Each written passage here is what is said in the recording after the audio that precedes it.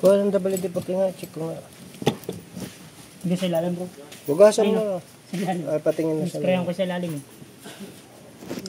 Galaw. Sungit naman, pwede mo namang gapangin. Oh! Ano yan? Manangunguha ka ng ganyan. Ito lang oh. Hirang buhay na yan oh.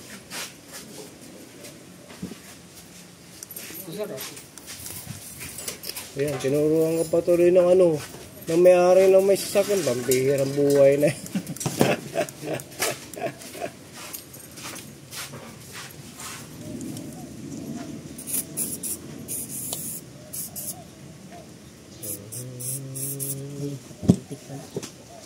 Yung catalytic pa sa ano yun?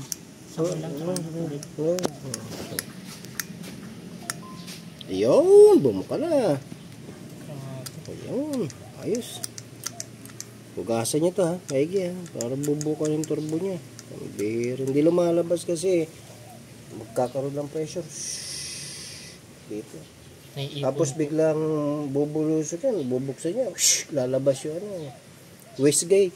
Eh naiipon, kaya minsan musok. Okay, tama na. Ano po ang kapag ano po, tinanggal po ang catalytic niya? Wala, marumi lang yung dumi ng catalytic. Ayun ay madumi lang yung catalytic. Hugasan nyo remark kung madali lang na. Okay na. Swabe na. Hugasan mo megi to. Ano? Okay. Hugasan mo megi ha.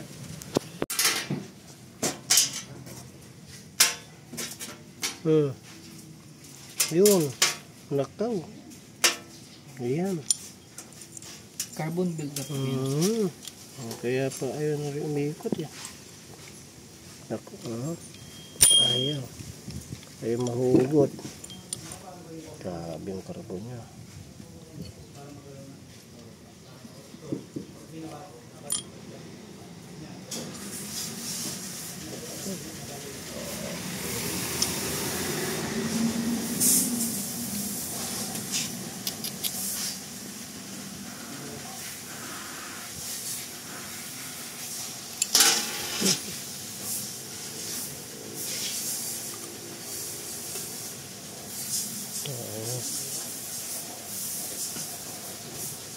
Bakit mo? Okay na? Ano po? Bakit mo? Ayun.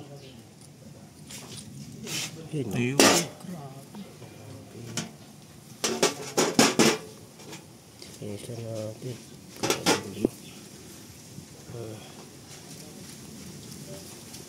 Kayari dito. Dumi. Napunot.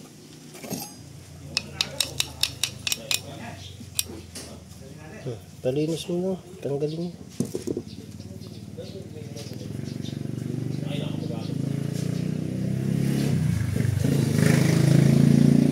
Tawakan mo.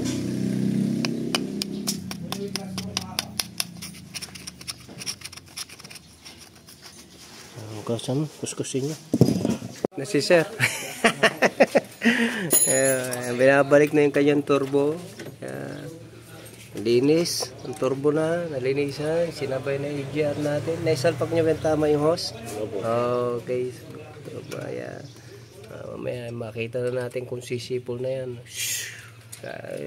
Yun lang mga kajag, yung turbo ng Isuzu Crosswind o Sportivo ay na-address na natin, naayos na natin. Sobrang parado, no? So mahalaga talaga mga kajak yung ano pag ki-cleaning ng EGR tsaka turbo. Kaya dapat kasama po yan sa mga PMS natin kasi nakita nyo naman, no?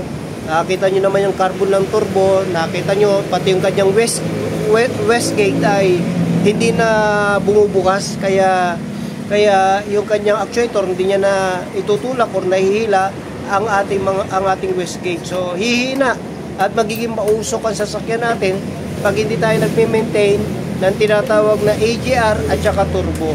So isabay natin yung mga kajak sa ating mga PMS, no? Huwag nating pabayaan yan kasi napakahalaga niya sa isang makina ng isang sasakyan natin, especially sa mga diesel engine meron niya may mga turbo yan, may mga AGR yan. So make sure na isabay natin sa ating PMS. So anyway, yung Isuzu Crosswind ni Sir ay okay na. Nalinis natin yung kanyang AGR at saka turbo. So hindi naman ganun kamahalan mga kanyag. Mag-PM lang po kayo sa amin at malilinis natin yan. So anyway, yan lang po. Hanggang sa muli, sana meron kayong natutunan sa ating pong vlog. Jacob Aldrich Auto Care, the shop that cares for your car. God bless you. May ano naman eh.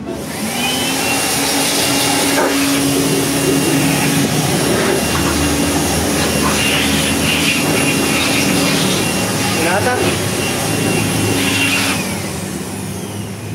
Okay.